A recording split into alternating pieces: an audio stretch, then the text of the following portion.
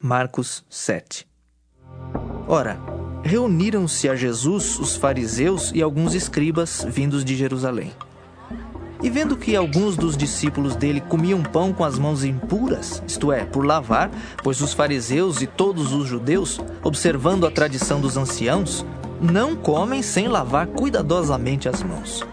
Quando voltam da praça, não comem sem se aspergirem.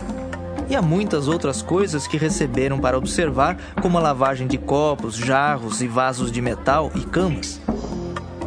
Interpelaram-no os fariseus e os escribas. Por que não andam os teus discípulos de conformidade com a tradição dos anciãos, mas comem com as mãos por lavar? Respondeu-lhes: Bem profetizou Isaías a respeito de vós, hipócritas, como está escrito. Este povo honra-me com os lábios, mas o seu coração está longe de mim. E em vão me adoram, ensinando doutrinas que são preceitos de homens, negligenciando o mandamento de Deus. Guardais a tradição dos homens. E disse-lhes ainda: Jeitosamente rejeitais o preceito de Deus para guardardes a vossa própria tradição. Pois Moisés disse: Honra teu pai e a tua mãe. E quem maldisser a seu pai ou a sua mãe, seja punido de morte. Vós, porém, dizeis: Se um homem disser a seu pai ou a sua mãe, aquilo que poderias aproveitar de mim é corbã, isto é, oferta para o Senhor, então o dispensais de fazer qualquer coisa em favor de seu pai ou de sua mãe, invalidando a palavra de Deus pela vossa própria tradição, que vós mesmos transmitistes, e fazeis muitas outras coisas semelhantes. Convocando ele de novo a multidão, disse-lhes: Ouvi-me todos e entendei. Nada há fora do homem que entrando nele o possa contaminar, mas o que sai do homem é o que o contamina. Se alguém tem ouvidos para ouvir, ouça. Quando entrou em casa, deixando a multidão, os seus discípulos o interrogaram acerca da parábola. Então lhes disse: Assim vós também não entendeis? Não compreendeis que tudo que de fora entra no homem não o pode contaminar, porque não lhe entra no coração, mas no ventre, e sai para lugar escuso? E assim considerou ele puros todos os alimentos, e dizia: O que sai do homem, isso é o que o contamina. Porque de dentro do coração dos homens é que procedem os maus desígnios, a prostituição, os furtos, os homicídios, os adultérios, a avareza, as malícias, o dolo, a lascívia, a inveja, a blasfêmia, a soberba, a loucura. Ora, todos estes males vêm de dentro e contaminam o homem. Levantando-se, partiu dali para as terras de Tiro e Sidom. Tendo entrado numa casa, queria que ninguém o soubesse. No entanto, não pôde ocultar-se, porque uma mulher cuja filhinha estava possessa de espírito imundo, tendo ouvido a respeito dele, veio e prostrou-se-lhe aos pés. Esta mulher era grega, de origem cirofenícia, e rogava-lhe que expelisse de sua filha o demônio. Mas Jesus lhe disse: Deixa primeiro que se fartem os filhos, porque não é bom tomar o pão dos filhos e lançá-lo aos cachorrinhos. Ela, porém, lhe respondeu: Sim, Senhor, mas os cachorrinhos debaixo da mesa comem das migalhas das crianças. Então lhe disse: Por causa desta palavra, podes ir. O demônio já saiu de tua filha. Voltando ela para casa, achou a menina sobre a cama, pois o demônio a deixara. De novo, se retirou das terras de Tiro e foi por Sidom até ao mar da Galileia, através do território de Decápolis. Então lhe trouxeram um surdo e gago e lhe suplicaram que impusesse as mãos sobre ele. Jesus, tirando-o da multidão, à parte, pôs-lhe os dedos nos ouvidos e lhe tocou a língua com saliva. Depois, erguendo os olhos ao céu, suspirou e disse: Efatá, que quer dizer: abre-te. Abriram-se-lhe os ouvidos, e logo se lhe soltou o empecilho da língua e falava desembaraçadamente.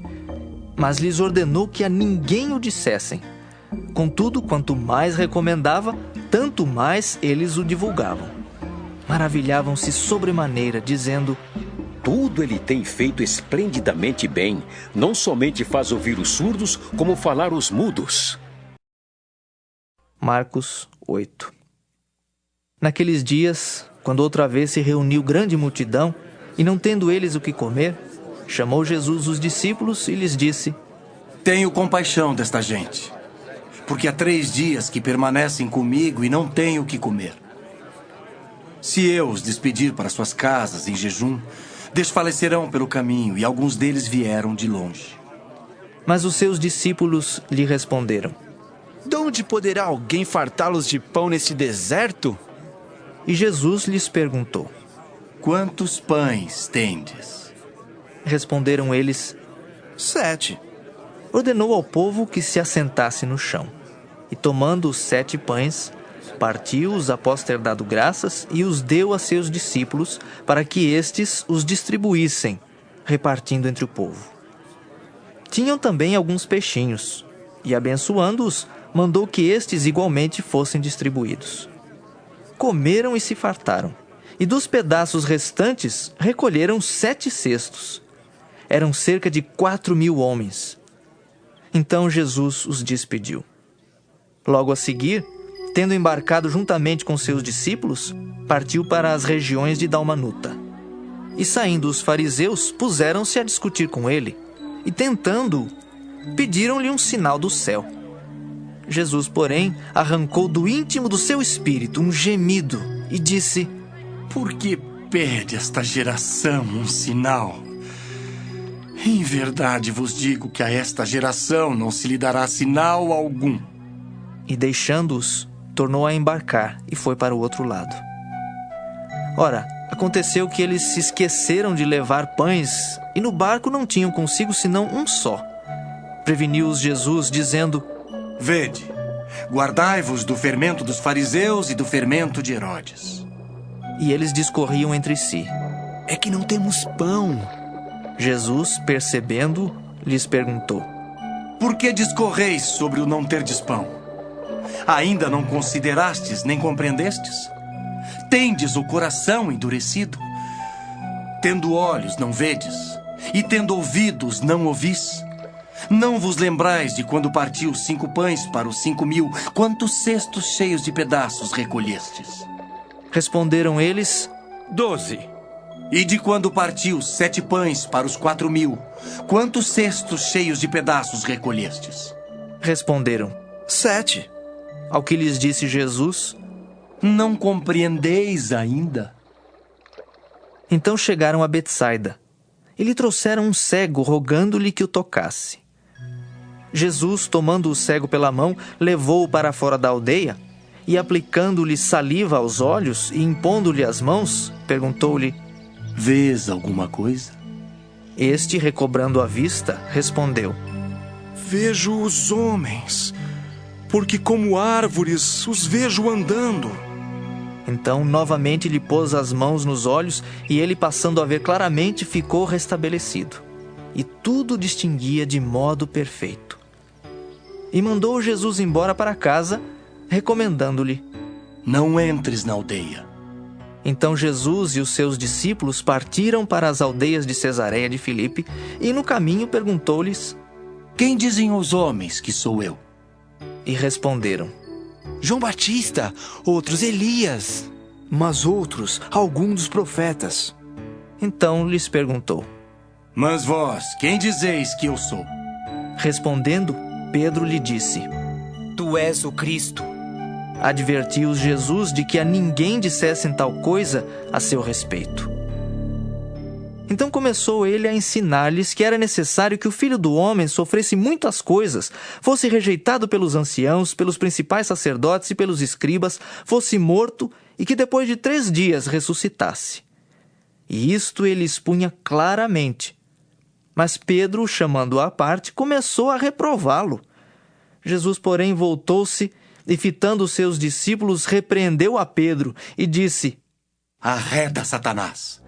Por que não cogitas das coisas de Deus e sim das dos homens?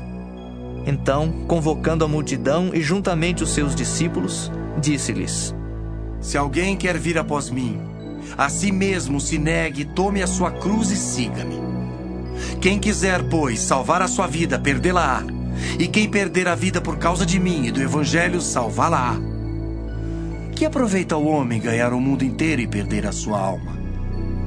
Que daria um homem em troca de sua alma?